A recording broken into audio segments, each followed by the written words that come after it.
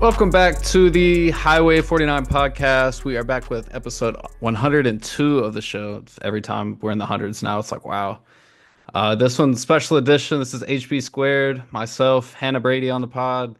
As always, before we dive in, we've got a lot to talk about ahead of Charlotte's Spring Showcase this coming Saturday. We're going to hit the best thing we've seen this week. Hannah, what you got? I would say the best thing I've seen would be yesterday. I had the chance, we were talking about it before we started, but I did sideline for a military basketball game. So it's actually the Military Basketball Association. It was hosted at Queen's University the past couple days for the Eastern Conference tournament. So the past 3 days, 14 teams vying for a chance in the championship spot. Super cool. Super fun for them, honestly, to, serve our country and also, be athletes as well. So it's super cool to see all different teams, like from Air Force bases, just come and be in a tournament, just like, what you see on TV and have the chance to be a part of that. And it was truly spectacular, honestly, to meet the different people. It wasn't as big of a crowd as I was hoping to see, but a really cool thing that Queens put on. Just a really cool thing that Commissioner Mike Myers is doing over there for the NBA and the WNBA. So there was also a women's tournament happening as well. So super cool for them, really cool for me. So always fun to, watch basketball whenever it's after season. What Yeah, no about you? doubt. It's funny, it makes me think. So my brother's in the Air Force, and if like the people him and his shop like did a basketball tournament, I think that would be some of the funniest basketball I've ever seen. So I imagine the product that you watched was way better than what they would put on. Hey, Uh, you but never know. He could join the NBA. who knows? Best thing for me. So I actually got to catch some of Charlotte's scrimmage on Saturday, which was nice.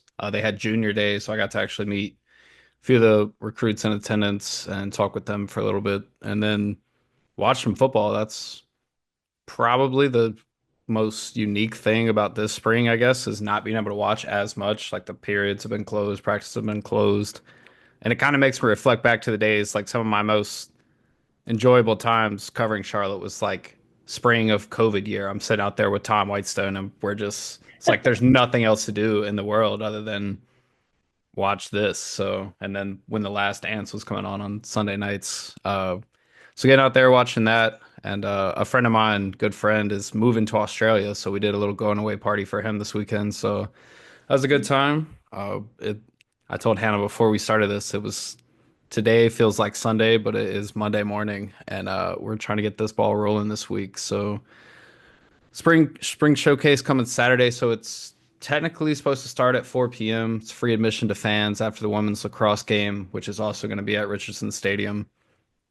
And this is going to be a little bit of an interesting, I guess, spring showcase. It's not your traditional spring game like a green versus gold or green versus white or however you'd want to slice it. I think talking to Tim Albin, it sounds like a lot more 7-on-7, kind of more of a practice and a shorter, more condensed period. So it's their 15th and final practice of the season, which, like I say, they call the showcase.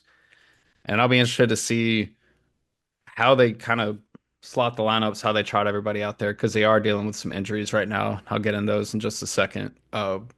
One interesting thing Tim said about it, though, is obviously he's looking forward to having the crowd out there. That'll be kind of their first chance. Fans will get to meet some of the players, sign autographs, things like that. We'll get to talk with Tim after the spring showcase. But he's really interested to see how the team kind of responds in front of a crowd because, like I say, practice has been closed. The most that they've done is kind of practice in front of recruits and their families and things like that. So it'll be nice to, I guess, put some name to faces for fans, for the players to get a chance to see what it's going to be like. Because you got to think, Hannah, the next time that they're going to play with fans in the stands at that stadium, it's going to be against Bill Belichick and the North Carolina Tar Heels. So Which is that's crazy to think about. yeah, that the schedule this year is no joke. We're gonna hit some injuries real fast.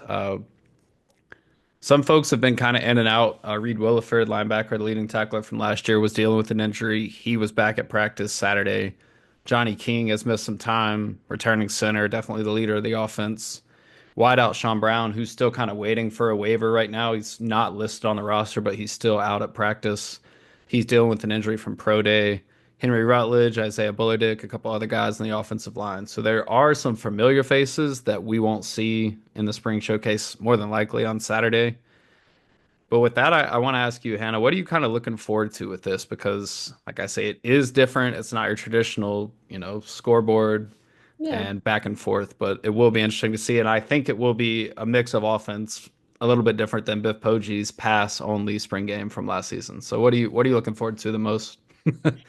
Wow, that seems like a fever dream. I feel like so much has happened since then, but I'm looking forward to just being able to actually see a product on the field and kind of get a vibe and a sense for what this Tim Albin era is really going to be like and kind of see the players. One, like, obviously, we're not going to see a lot, obviously. It's Yeah. not going to be a full game showcasing their strengths. They're not going to show everything, their game plan. It's going to kind of just be like, here's the team, get a feel for them, put some names to faces, like you said. But I'm actually excited for that, to kind of get a feel for the team and kind of get an identity of what this year is going to be like. Um, I am excited to see the quarterback battle, kind of see who is going to be that leading man because I feel like for the past 3 years we haven't had It's been real, forever. real consistency. And so I think that's what I'm really looking for is there going to be that one guy who they're going to continue to go for? Is it going to be a let's test every single one of them out and see how they work with the offense? I mean, at this point in the spring season, that's like exactly what I think they should be doing. Because obviously a new era, new entire team. So you got to find the right guy that works best with the offense that you're trying to run, obviously. But from what everything we have been hearing from Coach Alvin, he wants to run the ball. So Yep. I think that's going to mean having a guy that's mobile. I think we need a dual threat quarterback. That's just me personally. Yeah. Uh, so I'm excited to see kind of how Connor Harrell does his thing. Obviously, Grayson Loftus. Zach Wilkie is kind of a wild card, I feel like. I think he needs a couple years of experience at the D1 level. But who knows? I mean, we saw how last year went. Like true freshman Deshaun Purdy came in, Yep. ran the show. So I don't know. I'm excited about that. I know you got the chance to see a little bit about, how they were looking in the scrimmage. So talk to me a little bit about the quarterback battle. Yeah, so it was interesting. Watching it Saturday, like I said, was the first time I got to really see anything other than individual reps, like, stretch period, things like that. And it truly seems like a wide open quarterback battle. Harold took the first reps. Loftus was right there in him. It almost seemed like a 1A, 1B situation with the starting group. Wilkie kind of led that second team, but it didn't seem like, and there probably was, but maybe I didn't pick up to it. There was little to no rhyme or reason for when the quarterbacks would come in. Like it would be an incompletion, you would stay in, you might get a first down, the quarterbacks might switch. Like it was truly, and it was exactly what you said. I mean, Connor Harrell is gonna pull the ball down and run. That's his game. And he's able to put the ball on the money at times. I think that's something that is going to be a work in progress, but he did have a really good connection with tight end number 87, Jake Young. And he's actually on the last pod. That's who Connor asked to like do the interview with him. So watching their connection like actually kind of play out Saturday was pretty cool. And then Loftus, he pulled the ball down a couple times to kind of get out of trouble. Obviously, they're not hitting the quarterbacks, but I think his game is a lot of kind of around the line of scrimmage passes, and he's able to kind of hit that intermediate part of the field. Like I said, this is just off of one practice, so one quarterback could have had a good day, one could have had a bad Yeah. day. That's analysis is this is a small sample size, guys. Like we'll have a Yeah. little bit Slim of a pick. better, yeah, a little bit of a better idea. But in my opinion, I mean, just watching it, I thought the defense won the day. I didn't think that either quarterback of the three kind of looked like, all right, this is the guy. And I think obviously time will tell on that, but it was interesting to see. a little bit of how the offense would go because I mean we're talking about Todd Fitch, the offensive coordinator. He's been around the block. He's coached at a ton of different schools. He's kind of coming from an analyst role in the SEC now. And this offense, how to my knowledge, is a blend of everything he's done, the Tim Albin mindset, because we know Tim is an offensive mind, and they've got a ton of options really in what they're going to do because as we talk about, they have the running quarterback. They have a quarterback that can stand in there and throw. They have Wilkie, who is kind of that kind of mix, who started at Southern Miss, played at Northwest Mississippi, JUCO last year, and is now, I think it's kind of up for grabs as to you don't want to name a starter. We talked about this last time. The portal opens Wednesday, the 16th, before the spring game, runs all the way through the 25th. So I don't think this roster is taking shape at all. And Hannah, I told you about this. I had to write a preview for Athlon Sports, and they said in the preview, it's like write us a too deep depth chart Yeah. that you don't like. That isn't for the spring. This is for the fall. And I'm like, dude, I don't think half this team is going to be here. Like, I think they 20 to 30 kids will probably leave, and then they'll probably add, that level. And we're going to get into that later, talk a little bit about what Charlotte should prioritize. But like I say, I thought the defense won the day, especially this past Saturday. It'll be interesting to kind of watch how they develop moving forward. Yeah, you talk about the defense. I mean, what are your thoughts on the new edge rushers? I looked at the roster that you sent me, and Braden Mullen from Dartmouth, he finished number two in team sacks in his final two seasons there. And then what I also thought was interesting, DJ Burgess, yeah, from Northwest Mississippi. He started at Southern Miss too, just like Zach Wilkie, and then also went to Northwest Mississippi Community College. So I really think that's kind of cool there.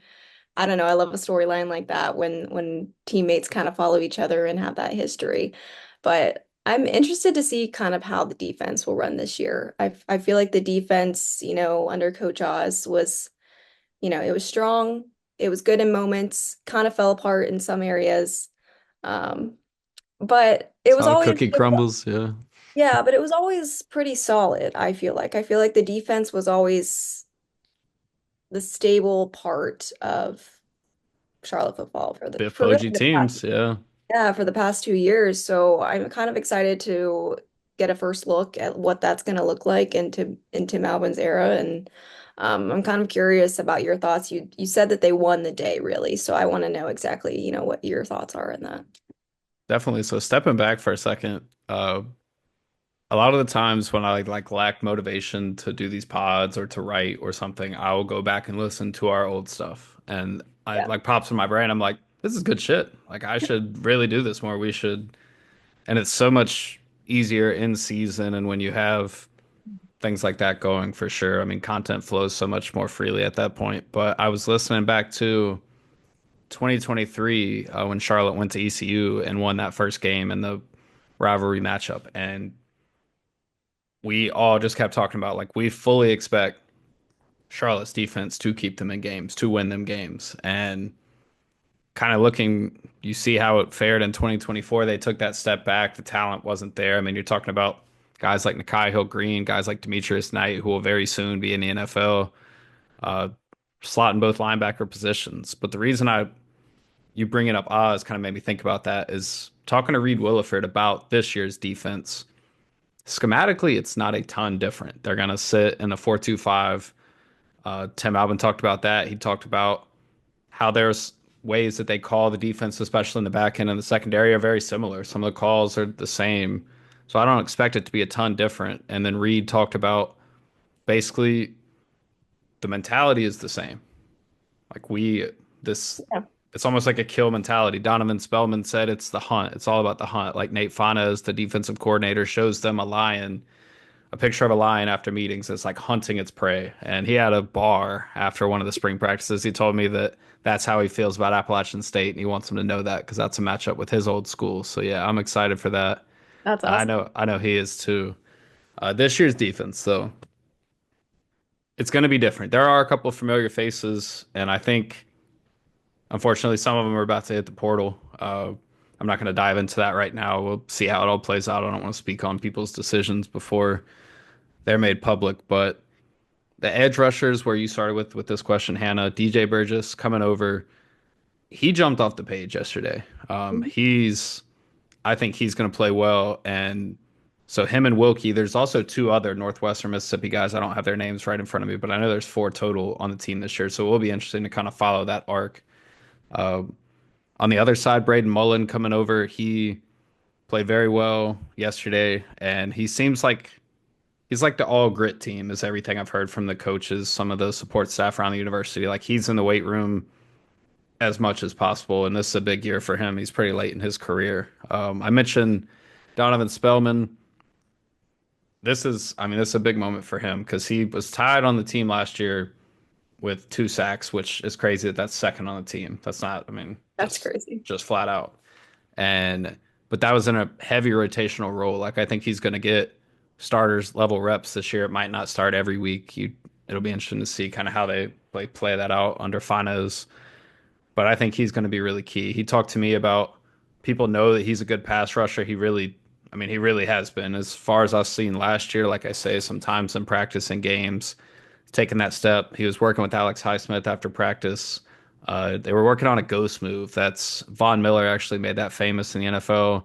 Josh Sweat does it a lot today. Alex Highsmith he's the richest 49er in football Yeah. history.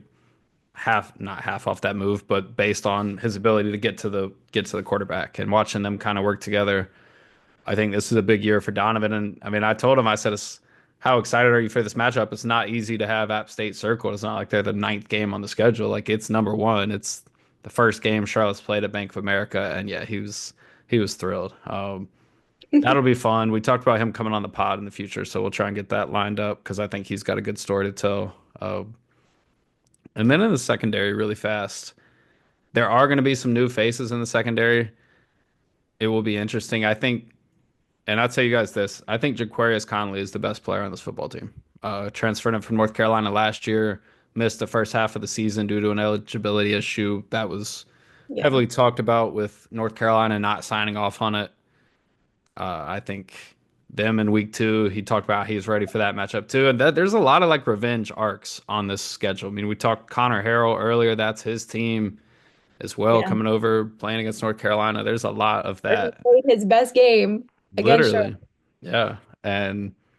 But the secondary itself, I think there are going to be some new faces for sure. Randy Franklin played a lot yesterday. He played, I would say, the most he's ever played against Navy this past season. That was, I believe, a revenge game for him too, coming over to Charlotte from there. He really showed out there, and I think that's kind of like springboarded him into the spring. He played a lot in the scrimmage yesterday. There's a lot of new faces there. And it's just funny overall looking at the defense. Like I'm watching a number 3 run routes on offense. I'm like, oh, that's Jairus Mack. It's like, nope, he's at Western Kentucky now. This is Jaden McGowan transferring in from Boston College. There's so many new faces, and I don't know. I think it's just going to be really interesting as far as that goes. And as I mentioned earlier, the portal. And I'm curious for you, like, what do you think Charlotte needs to prioritize in the portal? Because obviously, the roster that they have now is nothing compared to what they'll have come August and when Appalachian State travels to the Queen City. Yeah, well, I feel like offensive and defensive line is something that Charlotte's always needed. I mean, you talk about injuries, Johnny King being injured, so you got to think about that there.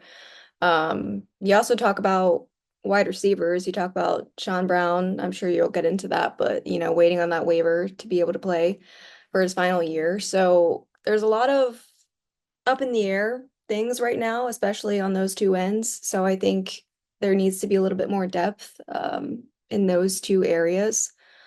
So I know I watched your quote from Coach Albin. He said we're going to address our needs, and I think those are some of their needs. You don't want a team that's just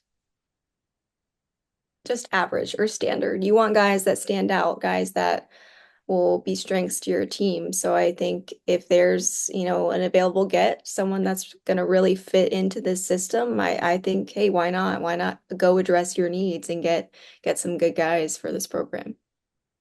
Definitely. And Tim has talked a lot about building the offense and the defense inside out. You want that line. Yeah. Obviously, you need strong guards. They're going to be pulling a lot. You want tackles to protect quarterback's blind spot. You need cohesion there. And then they've talked about it too. It's going to be an experienced group together no matter what. There's a couple guys back from last year. We talked about Johnny King, Mo Clipper Jr. He played kind of that reserve guard role last year. He got a couple starts because there were a lot of injuries. He came over from Tennessee. He's a redshirt junior. Got Tyler Gibson, who came over from Georgia Tech. He was kind of in that similar role. He played a little bit at tackle last year with Jordan Herman in and out of the lineup. He's another redshirt junior. So they've got some veteran guys, but I still think as far as playing together goes, it's going to be kind of a learning curve on the offensive line specifically. And if Johnny King's not out there, I'm concerned. I'll just be frank. I mean, he's the staple, has been since 2020. On the defensive line, I think for sure the edge position will be, I would say, deeper than last year. That like Stone Handy was like this top 100 prospect out of high school, spent time at Indiana, spent time at Auburn, came to Charlotte, and all the conversations I had with Oz, you're just expecting a game wrecker, and we didn't get that last year. It wasn't the same level that we expected from him. We saw some production from Chance Williams. He just completed his pro day. He's off to the NFL. Hopefully, he'll get a shot at that level, and Stone as well, because I really think Stone could probably end up playing linebacker. He's more of a smaller edge rusher, not a small dude at all, but small off the edge, especially for the NFL level. But in my mind, they really need more of a presence at defensive tackle right now. Jalar Holly, he's another guy waiting on a waiver. He's out there. He's probably the most familiar face. Ayo Tafasi, who came over from Florida State, is still on the roster. I didn't see him out at the scrimmage the other day. But those are, in my mind, you obviously want to recruit young. We've got someone, Keona Davis, who played a lot in that scrimmage. But I think that defensive tackle interior D line is going to be massive because Tim Alvin he talks about running the ball and he talks about controlling the bleeding on the ground. And to do that, you need good run stopping defensive tackles who can, even if they're not playing, they're not every down guys first and second down and kind of take away, then get your pass rush guys in for that third down, as he would say, posse package. I don't know why that just popped into my head. But yeah, I would say offensive, defensive line, I completely agree with you. And then receiver. If Sean Brown can't go this year, if this something happens with the NCAA, then I think this is a huge question mark because Yeah. returnee, the only other returnee that really played, there's two. Miles Burris, he played a lot towards the end of the season. He was a true freshman. He's a sophomore now. He had a really good start to the spring, is what I heard from most folks. And then Adam Hopkins, who came in from Colorado, he's one that didn't play a ton. And then one other one I almost forgot about, Justin Olson. He played so sparingly last year, dealing with that Yeah. injury after the Chapel Hill game. He wasn't out at practice, or he wasn't practicing, but he was out there yesterday. It was good to see him. He's another started his career at North Carolina, so he's got some familiarity with Connor Harrell as well. I mentioned Jade McGowan earlier. I think he's going to end up being kind of your punt returner, slot receiver guy. He's 5'7", super quick, started his career at Vanderbilt, played a lot there, transferred to Boston College, and did not get a lot of burn there in the ACC. So I think he'll be a good addition. Like I say, he's extremely quick. That'll be fun to watch him. And I think the one of the missing pieces, and I'm telling you, Hannah, this is going to make your day. Like I think Henry Rutledge is going to play a massive role in this offense, and he wasn't out there yesterday, like I say, dealing with injury or Saturday rather. But I, he's perfect for what they're looking for. It's a scat back that can play receiver. He can line up in the slot, and he can do whatever you need. And Yeah, then I'm what? excited to see if they utilize him more in the Yeah, running position. I mean, great on special teams, obviously, but I think it'll be kind of cool to see how he fits in this offense and utilize him in that role and see if he can actually make a difference there. yeah. I mean, he's a monster kick returner. We've Yes. known that. I mean, he's top 15 in college football. I think the past 2 years he definitely was in 23. I need to double check on 24, but he's got the longest punt return in program history, which I still can't believe is like 46 yards. That's crazy. Like it really is. Uh, but yeah, I'm excited to see him back on the field. We appreciate Henry, friend of the pod. With that in my mind, there's still a ton to be determined with football as far as this goes. We'll get a better idea. Like I say, there are two. I mean, any player that transfers from Ohio right now, I'm like, welcome to Charlotte. Like, Yeah. there's two in the portal right now that Minor. Yeah, seriously. I just think Like of that those meme Squidward sites. meme. Yeah. And there's two in the portal right now that I know of. There's probably more, but it's like Twitter warfare basically to figure all that out. Yeah. Caden Schmitz and then Shea Taylor, two Bobcats from last year's team. So Shea Taylor was actually third on the team playing linebacker with tackles. He had 73 last year. Charlotte extended him an offer. I could see that making sense because you've got Reed Williford, who, I mean, led the team in tackles last year, and you got Stellan Bowman, who's played a ton. There's definitely Jonathan O'Kate is back from last year, but there's not a lot of returning reps outside of Reed. Jonathan played sparingly under Oz, so I think that's definitely a position of need too. And if you're going to run a 4-2-5, your inside backers have to be good. Like what made that Osborne defense in 23 elite was he had two NFL linebackers. We talked about it, Nakai, Yeah. Demetrius Knight, Donnie Balfour at corner, Stone and Yabi on the edges. Like that had Defense. real, yeah, real, I guess, studs at key positions. And that's something that's going to be huge this year. Before we wrap, Hannah, let's hit a little bit of college hoops. Talk to us about what's going on with the Charlotte 49ers men's basketball team right now. Yeah, I mean, positive note, Kylan Blackman did decide to return to Charlotte, so I think that's a very, very good thing moving forward for next year. Obviously, a lot of disappointment, with Nick Graves moving on from Charlotte, and I'm happy for him, honestly. I think he'll do great things, but I mean, Jalen Cross hits the transfer portal, which is a big, big loss, I think, for Charlotte basketball.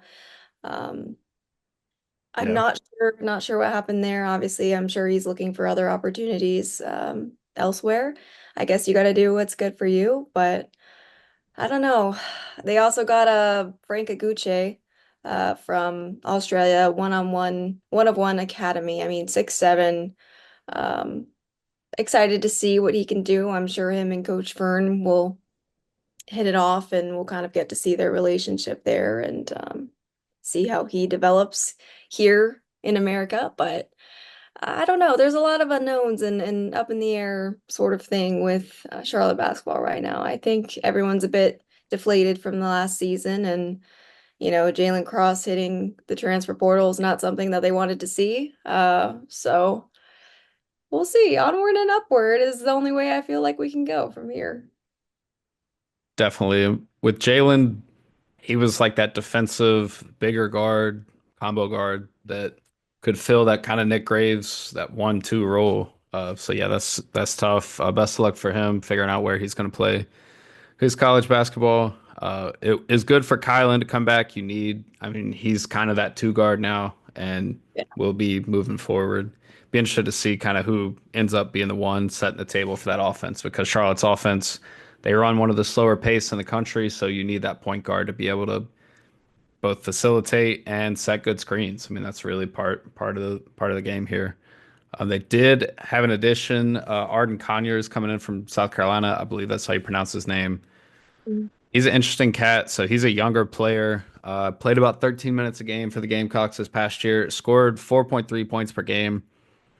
Isn't a ton, but it kind of gives you an idea if he can play in what was a very competitive SEC this year. His best game of the season, scored 13 points against the number two team in the nation against Auburn, going 3 for 6 from three. So I think there is some upside there. I want to see kind of how he fits in this offense. Like I say, it's a little bit different than South Carolina runs, but one thing is sure for sure you can never have enough shooting. So we'll see what happens with that. And I want to hit this.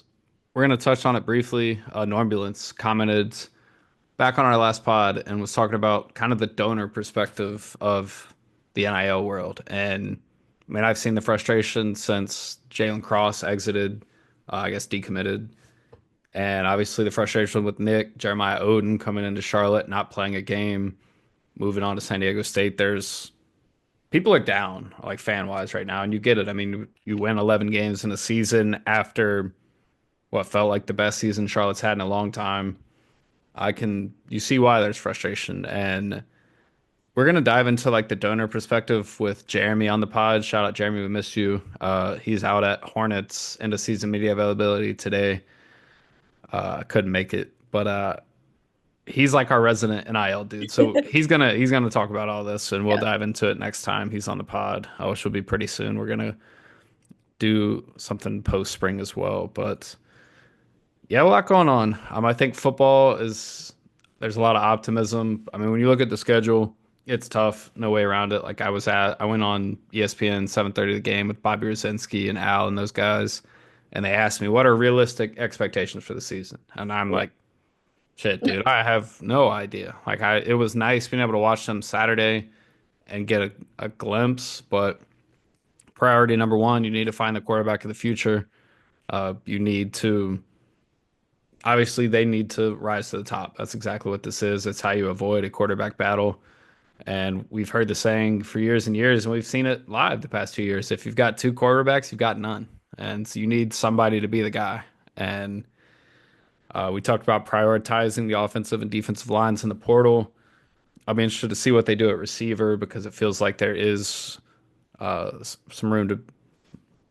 There's reps there. I think someone could come in and get a lot of these reps, and I'll be interested to see kind of what happens with that. I think the secondary will be a strong point, and it feels like the linebacker position with Reed, with maybe some potential guys on the way. I think there's optimism because after this, it kind of sucks, and spring is weird now because it's not what it used to be. Like if you watch spring practice, it was like, all right, this is a glimpse of the team in 4 months, but now it's like Todd Fitch talked about it. You don't even want to. It's not even about team development. It's just individual development because you don't know who's going to be there. You're looking for 22, 25, 27 guys who are going to be able to plug and play when fall comes around. So True. who knows? This is what we got for now. Appreciate Hannah for making the time to do this. Jeremy, like I say, we miss you, but you got the HB squared edition of the Highway 49 pod. So Hannah, appreciate you and appreciate the guests for tuning in. We'll be back soon with more.